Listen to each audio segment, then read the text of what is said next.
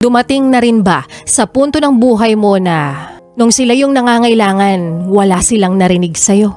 Pero nung minsan na humingi ka ng tulong sa kanila at binigyan kanila ng tulong, napakarami nilang nasasabi sa'yo? At kapag pinili mo naman maging masaya, gusto mo ng buhay na mapayapa, nagpakalayo-layo ka, nag-focus ka sa sarili mo. Kapag ginawa mong i-disconnect yung sarili mo sa kanila, susumbatan ka, nagmamataas ka na naman. Hindi ka na malapitan. Dahil ba ayaw nila na masaya ka? Aminin mo. Na-experience mo na to at kung may mga kamag-anak ka na ganito ang trato sa'yo, huwag kang papayad na napapalibutan ka ng mga taong hihilahin ka hanggang bumagsak ka sa pinakababa ng hagdan. At sa mga nakakarinig na ganito ang galawan, mahiya ka naman.